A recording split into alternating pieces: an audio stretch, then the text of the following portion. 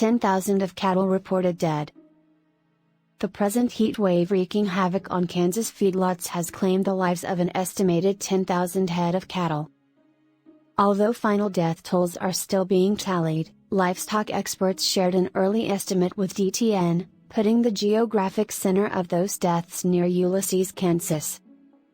DTN calls to area feedlots and ranchers whose branded animals were visible in some privately shared photographs of dead cattle were not returned immediately. What is known is that temperatures in the area were over 100 degrees Fahrenheit, there was humidity, and there was little to no wind to help cool the animals in the days leading up to these terrible losses. On June 11, temperature readings in Ulysses began to reach the 100-degree mark. The peak temperature was 104 degrees on June 13, with humidity levels ranging from 18% to 35%. On June 14, the temperature and humidity levels began to drop. Highs had reached into the 80s just a few days before the heat arrived. Corbett Wall, a cattle analyst with National Beefwire in Amarillo, Texas, told DTN that he heard about the Kansas losses from two non-media sources. He expressed disappointment that, despite such large losses, the futures market sank on Monday.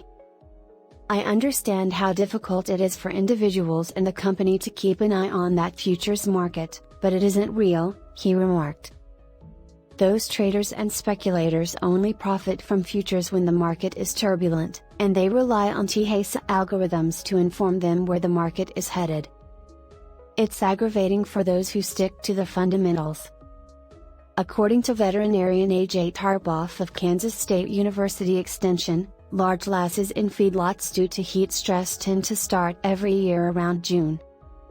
He explained that cattle can build heat and perish from stress when there is a perfect storm of too much heat and little possibility for overnight cooling.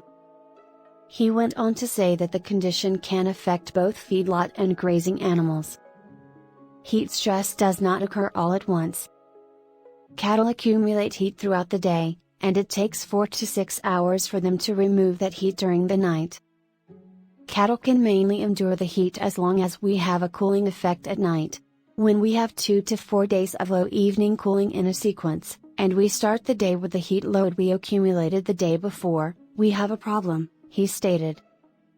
Before relocating to Kansas, Tarboff worked as an associate feedlot veterinarian in Canada.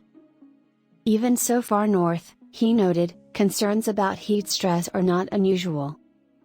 He also pointed out that heat stress affects not all animals in a herd, group, or corral in the same way. A past episode of respiratory sickness, which may have resulted in scarred lungs, may make it difficult for the animal to cool down. There are also some quite basic reasons why some cattle do not tolerate the heat as well as others. The second week of June is traditionally when we see this, and I believe it has a lot to do with the hair coat. Cattle can adapt to practically any environment on the planet, but it takes time for them to do so. He went on to say that because the majority of cows in the United States are black, they can't cool off as well. Many of the animals in this most recent recorded loss appear to be on their way to being processed. They were fat, and Tarboff explained that once these layers of fat grow, animals are more susceptible to heat stress. Thanks for watching. Please consider subscribing to the channel.